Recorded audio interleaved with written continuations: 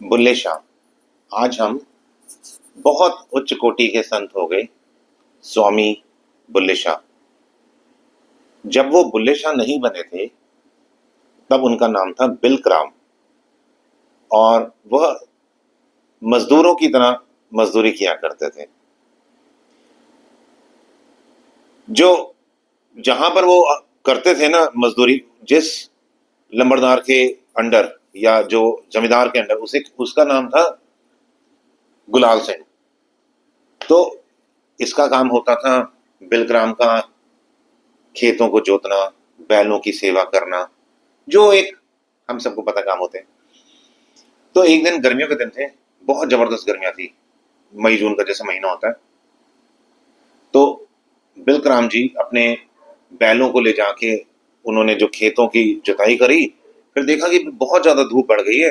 तो उन्होंने सोचा कि मैं अब जो बैलों है, जो बैलों की भी थोड़ी सेवा होनी चाहिए, थोड़ा इनको आराम मिलना चाहिए। तो एक पेड़ के नीचे उनको पहले चारा दिया, पानी वानी पिलाया, और हाथ वाथ अच्छे से सिर पे पीठ पे घुमा के उनको आराम करने के लिए वहां छोड़ दिए। और खुद एक स्थान पर जाके बैठ गए कि मैं अब भोजन करता हूँ। भोजन करने से पहले मैं अपने भगवान को, साधु संतों को, ऋषियों को भोग लगाऊंगा, फिर खुद खाऊंगा। जब ये उनकी प्रक्रिया चल रही थी, आंखें बंद थी और प्रक्रिया चल रही थी, मानसिक उनकी पूजन चल रहा था, संतों को, भगवानों को वो भोग लगा रहे थे, उनको भोजन करवा रहे थे। इतने में गुलाल सिंह वहां आया और उसने देखा कि भाई गर्मी के दिन है, चलो ये बैठे हुए हैं बैल आराम से, देखा खेत भी 3/4 जोत चुका है, ये काम कर रहा है बिलकराम। तो उनके मन में आया कि बिलकराम है कहाँ। तो उन्होंने देखा एक जगह आंखें बंद करके बैठा और हाथ में लोटा है। वो नजदीक गए, बिलकराम गुलाल सिंह बिलकराम की आवाज गए, बिलकराम बिलकराम, उसने सुना नहीं। तो चौधरी था, उसके मन में गुस्सा आया कि अरे ये क्या एक वर्कर टाइप आदमी है, मजदूर, मेरी बात नहीं सुनता। उसने उठकर उसके पीठ पे एक लात मारी। जैसे ही लात मारी ना, तो उसके हाथ में लोटा था, वो लोटा गिर गया। जैसे ही गिरा लोटा, तो उसमें से दही निकली। गुलाल सिंह बड़ा हैरान कि बिलकराम तेरे हाथ में तो पानी था, और जब गिरा लोटा तो उसमें से दही निकली, ये क्या चक्कर है। तो बिलकराम ने कहा कि महाराज, मैंने सारा खेत जोत लिया। वो कहता मैंने देख लिया, 3/4 हो चुका है। बैलों को मैंने चारा वारा दे के पानी वानी पिलाया, उसको आराम कर रहे हैं। कहता वो भी मैंने देख लिया। कहता मैंने सोचा कि मैं भोजन करूं, उससे पहले मैं भगवान को भोग लगाऊं, साधु संतों को भोग लगाऊं। तो मैंने सारे भगवानों के सामने थालियां रखी, उसमें रोटी रखी, सब्जी रखी, पानी का ग्लास रखा, हलवा रखा, खीर रखी, सब कुछ रखा। तो मेरे मन में लास्ट में आ गया, मैं ना गर्मियों के दिन है, दही भी रखता हूँ। तो मैं अब दही की भावना करके दही रखने ही लगा था, इतने में आप आ गए। गुलाल सिंह ने देखा भाई तेरी तो संकल्प शक्ति बड़ी जबरदस्त है, तू मन में तूने सोचा मैं दही का भोग लगा रहा हूं और यहाँ पे पानी दही हो गई। ऐसे थे हमारे बुल्ले शाह, जब बुल्ले शाह नहीं बने थे तब भी। तो वो जो गुलाल सिंह, चौधरी गुलाल सिंह, उसका शिष्य बन गया बिलकराम का। पर बिलकराम कहाँ रुकने वाले थे, उनको तो पूर्ण तत्व में टिकना था। उनको पता लगा कि जो आज का लाहौर के आसपास का जो एरिया है, मतलब अमृतसर से जब हम जाते हैं ना वाया बाघा बॉर्डर, आगे लाहौर वगैरह आते हैं, तो लाहौर के आसपास एक इनायत शाह नाम के फकीर हैं। ये उनके पास पहुंच गए। जब ये पहुंचे ना, तो वो जो इनायत शाह, वो भी बहुत बड़े लंबरदार थे, बहुत बड़े जमींदार थे, उनकी भी बहुत जमीनें थी, पर पूर्ण प्रतिष्ठित थे ब्रह्म में, आत्म ब्रह्म में पूर्ण प्रतिष्ठित थे। तो उन्होंने, बिलकराम ने जाके उनको दंडवत किया इनायत शाह को कि गुरुजी कृपा करो। कहते क्या कृपा करे तेरे पे। कहते कि मेरे को उसका स्वाद चखाओ, जो अंतर रस पिलाओ, अंतर आनंद पिलाओ। तो कहते इसमें कौन सा मुश्किल है, इधर से उठा इधर रख। जैसे वो प्याज की खेती कर रहे थे, तो वो इधर से कहते इधरों पट इधर पा, इधरों पट इधर पा। तो कहते कुछ नहीं, बहुत आसान है, और कृपा दृष्टि बरसा दी, शक्तिपात। इसको अंदर आनंद आनंद शुरू हो गया बिलकराम को। बड़ा आनंद में रहता था, पूरा टाइम साधना करते थे हमारे बिलकराम जी। एक दिन वहीं उन्होंने उसके आसपास ही रहना शुरू कर दिया था इनायत शाह के। अब इन्होंने सोचा कि मैं यहीं पे रहूंगा। आश्रम आश्रम नहीं था क्योंकि वो तो गृहस्थी थे, जो इनायत शाह जी थे वो गृहस्थी थे। तो इन्होंने क्या किया, बिलकराम जी ने इनके आसपास ही रहते थे और साधना करते थे, जो भी सेवा मिलती थी गुरु जी की करते थे। एक दिन इनायत शाह को एक इनविटेशन मिला कि पड़ोस के किसी गांव में किसी की वो है, शादी है, तो आप जरूर आना। तो इनायत शाह ने सोचा कि मैं क्या जाऊंगा, बिलकराम बच्चे तू चला जा। कहते जो आज्ञा गुरु जी। ये गए वहां पे बिलकराम जी।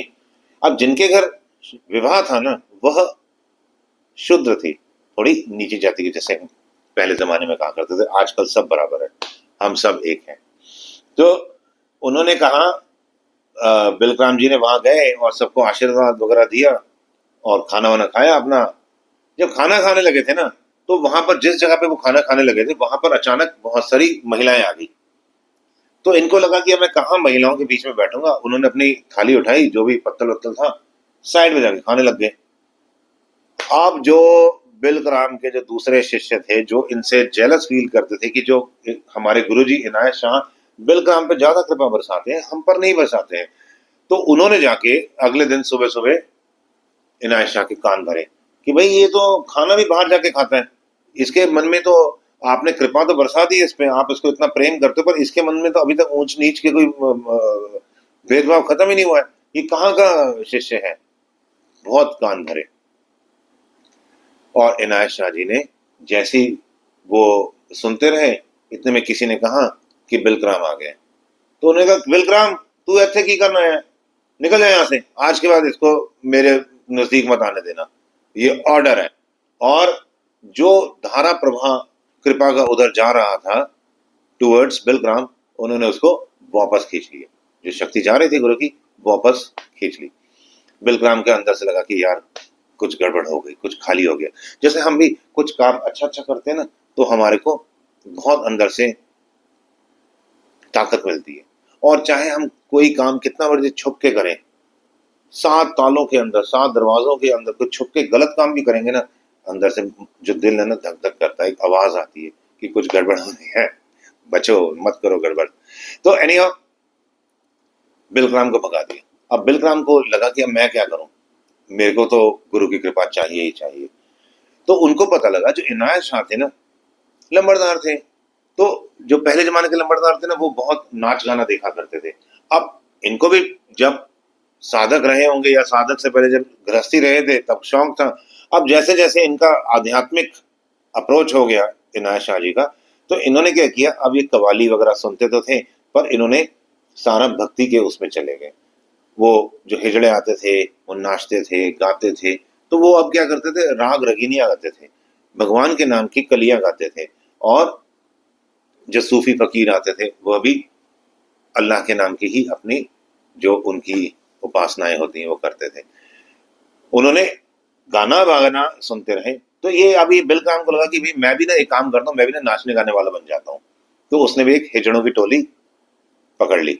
अब हिजड़ों की टोली में वो पहुंच गया। अब उन्होंने कहा तू तो आदमी है, तो उसको औरतों की तरह कपड़े पहना दिए। अब ये कभी किसी गांव जाए, कभी किसी गांव जाए, कभी किसी शहर जाए, कभी किसी गांव जाए, कभी किसी कस्बे में जाए, करते करते इनायत शाह जी के पास इनकी बारी आई नहीं। 12 साल तक बिलग्राम धक्के खाता रहा हिजड़ों के बीच में कि मेरे को हर हाल में गुरु जी के पास पहुंचना है। 12 साल बाद ऐसा एक देवयोग से मौका बना कि बिलग्राम की पार्टी को ही इनवाइट किया गया, जिस जगह पर इनायत शाह जी ने जाना था। तो सारे हिजड़े नाचे, सारे हिजड़े गाए, सब गाते गए, अपना उपहार लेके जाते गए।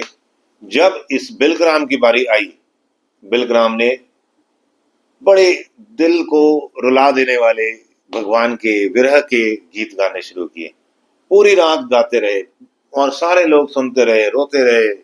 इनायत शाह जी बड़े खुश हैं, इनायत शाह जी बड़ा आनंद ले रहे हैं उसका। सुबह हुई तो कहा तू हिजड़ा नहीं है, कौन है तू? तो कहते मैं तो जी बुल्ला, हाँ।